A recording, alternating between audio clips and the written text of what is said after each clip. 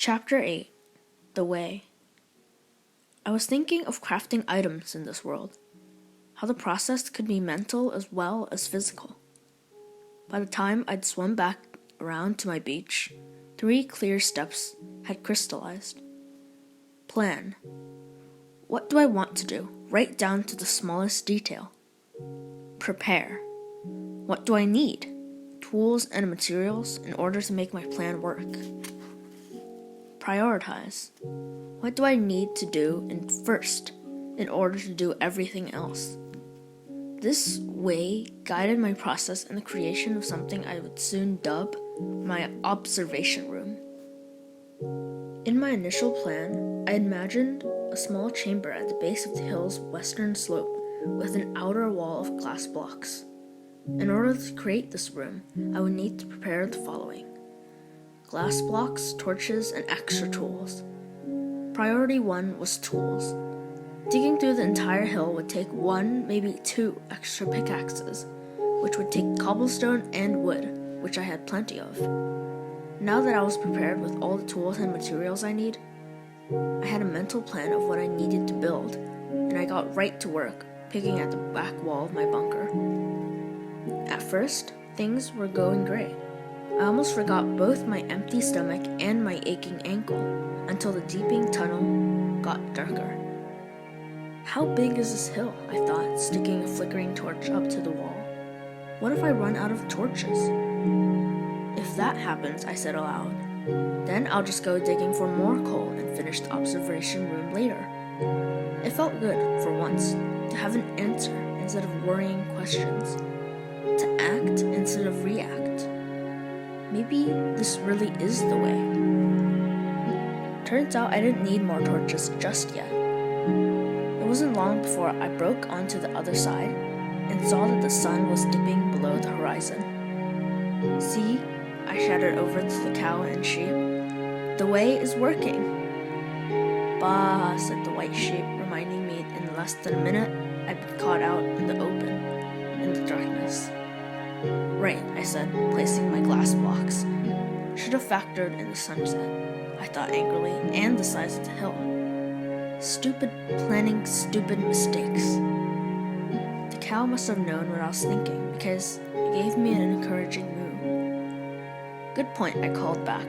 This is my first time practicing the 3 Ps, which, now that I say it, means that I should add another P.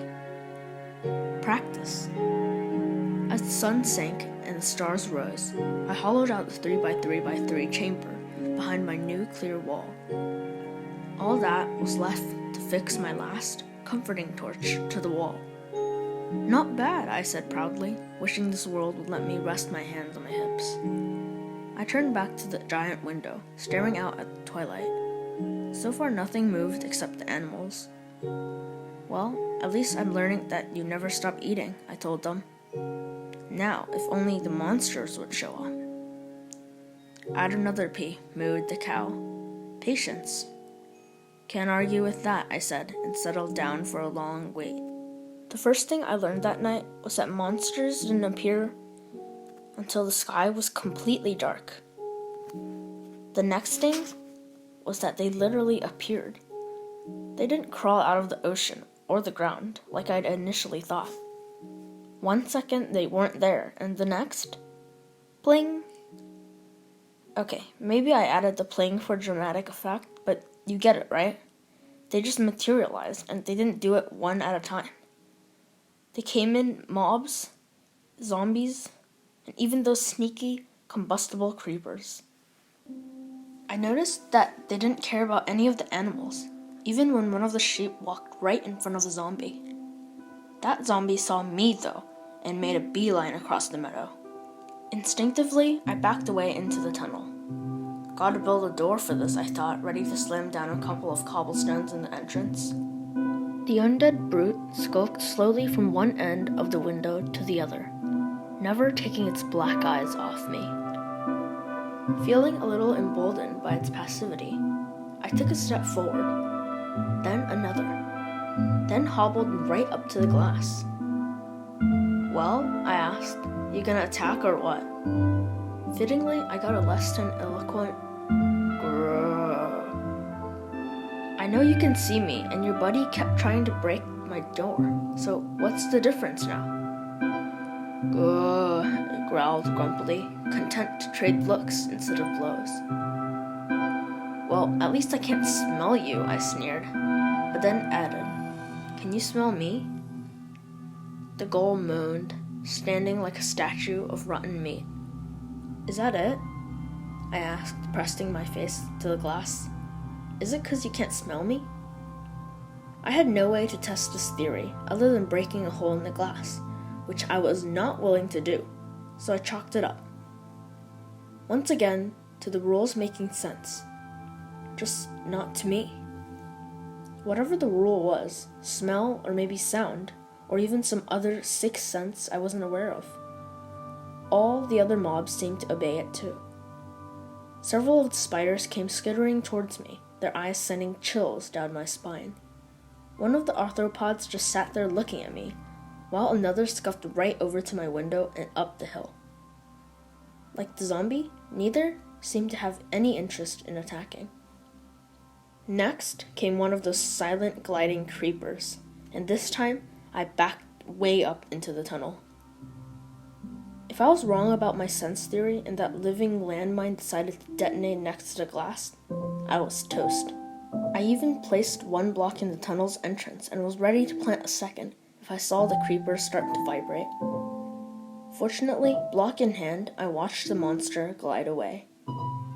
My sigh of relief, however, was cut short the moment I saw another creature emerge from the woods. Like the zombie, this one was humanoid. However, unlike the putrid, stumbling flesh bags, this thing had no flesh on its bones. In fact, it was only bones. It was a human skeleton, and the clickety-clack sound it made matched what I'd heard that first night in the woods. Was it one of you guys that shot the arrows? I whispered. I got my answer a second later when I noticed that the skeleton had something in its hand.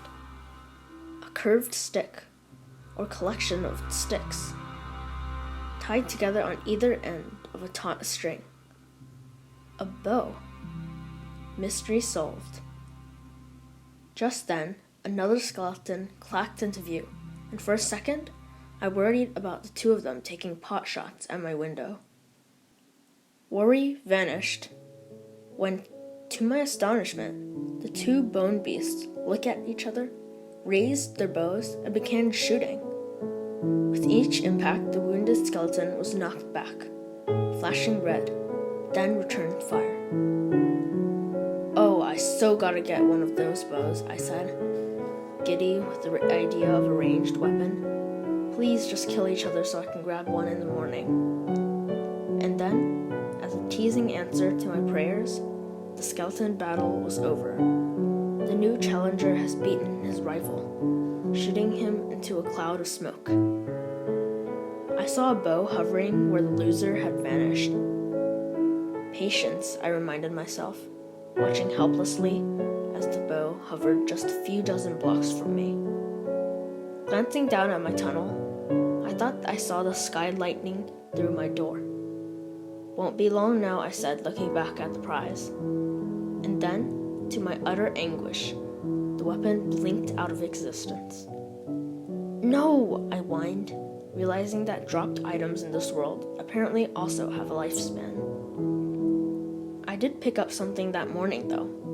Vital proof that my shade theory was correct. Watching two zombies, one in the meadow and one in the woods, I saw the exposed one burst into flames while the other remained safe. While this was happening, I thought I heard a rapid clicking above my head. Was it a skeleton running? Or dying somewhere up the hill? Maybe I'd get lucky and snag a bow after all.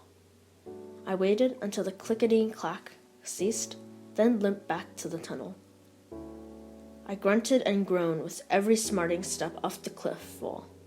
In a replay of the previous morning, I got to the summit and into another staring contest with a spider. Okay, I said to the daytime nightmare. If I'm right, then daylight makes you passive, and I'd really like to be right now. I could see something hovering behind its bulbous body. A bow? Good spider, I said, taking a cautious step towards it. Good giant carnivorous mutant. It stayed still. I took another. It looked away. I crept right past the arachnid and right over to the prize I'd literally risked life and limb for. Not a bow, but the next best thing. The shaft was wood. Oak or birch, I couldn't tell. And the sharp, triangular tip looked a lot like flint. The end was made of a feather, which I guessed helped it fly straight. So this is an arrow, I thought. Now, if only I can get this thing to shoot it with. Moo, came a call from down the meadow. Yeah, I got it, I called back, holding up the arrow triumphantly. I also got reams of intel on these creatures of the night. Mentally, I ran through everything I learned from just one observation. How shade worked, how skeleton attacked each other, how nothing attacked me as long as I was safe behind glass. And that last observation brought up a lingering question. Why did they stay away? Was it the absence of smell, or was it the light?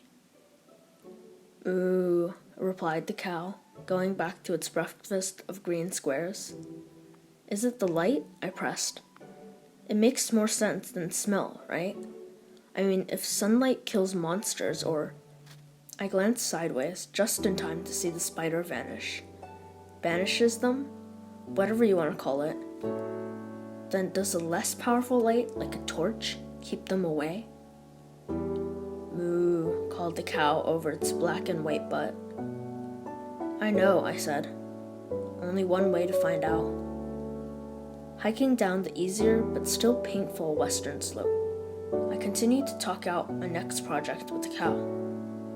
What if, I began, I set some torches outside my observation bubble so I can see if they work? Planning. But, I continued, in order to do that, I need to make some more torches. And in order to do that, I need to get more coal. Preparing. Which means the next thing I need to do is to make sure that I have enough pickaxes and even maybe a shovel or two in case I hit dirt or sand. Prioritizing. Which I already know how to do. Practice.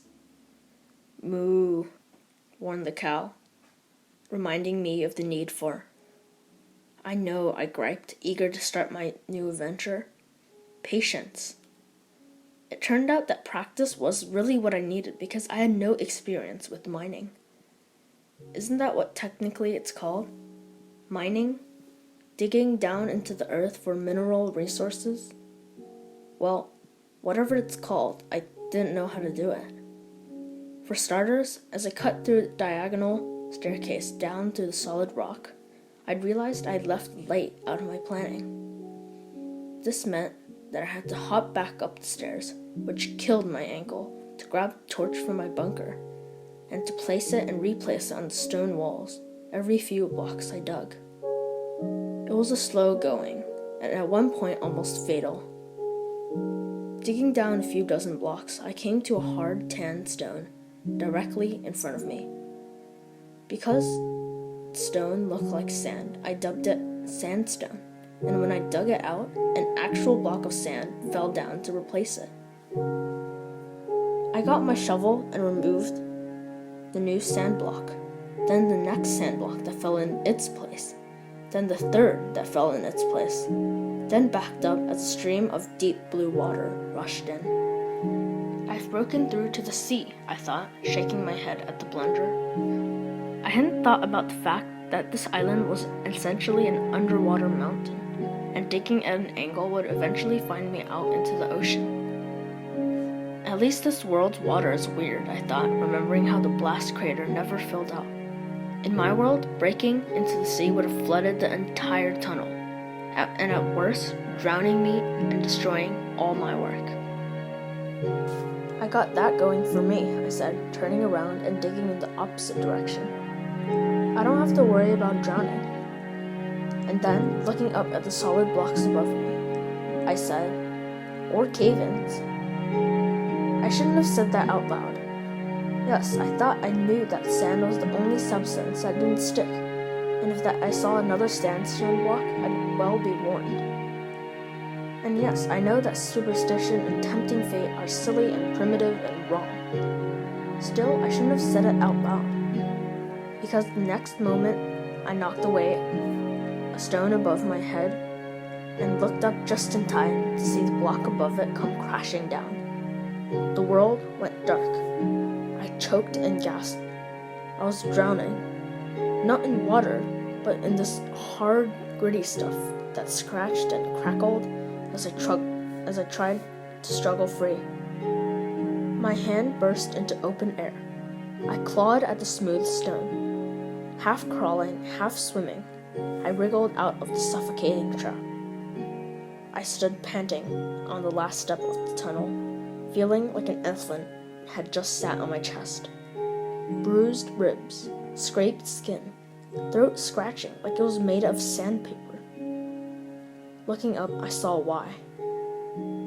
I'd just discovered this world's other non-stick substance, a material halfway between sand and rock. Something I'd barely noticed in my world, maybe on someone's driveway, and had almost accomplished what zombies and giant spiders and creeping explosives had failed to do. Gravel, I hacked, feeling the stinging wounds that I now have to live with for who knows how long. Getting out my shovel, I tried to clear the column away, and just like sand, it kept filling in. Clearing the fourth cube, however, got me a little added bonus, another sharp flake of flint. Peering up into the hole above my head, I saw a huge deposit of gravel, which might hold even more flint flakes if I ever need them. For now, I said softly, fearing my own voice might cause another cave-in, I think I'll stay well away from you. Changing the planning section out of my way, I decided to modify my mining technique. Instead of going diagonally, I tried digging in a spiral. 2 blocks down, turn right, 2 blocks down, turn right, and so on. That way, I not only avoided the ocean, but I also knew exactly what was above my head. I might have been safer, but after being buried alive, I sure didn't feel it. I don't think I was claustrophobic at this point, but digging through these narrow confines of rock, with barely enough room to cover my head, and only one torch I had to keep hopping painfully back up to my makeshift staircase to get, well, let's just say it wasn't my most pleasant experience. At one point, when I probably should have remembered about the cow's warning about patience, I started to seriously consider giving up the whole operation.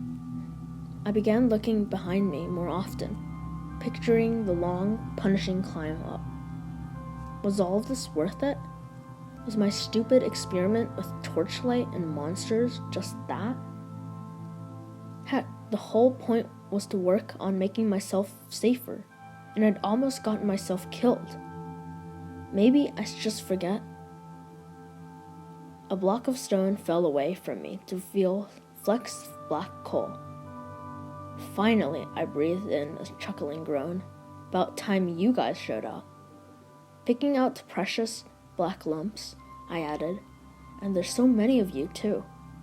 I counted at least a dozen of them, which meant 48 torches if I used all of them at once. I can light a tree for my experiment, I thought happily, and my cave, and the observation room, and the tunnel, and make them all bright as... I stopped and stared at the rock behind the coal. It was speckled, but orange, and seemed to reflect the torchlight.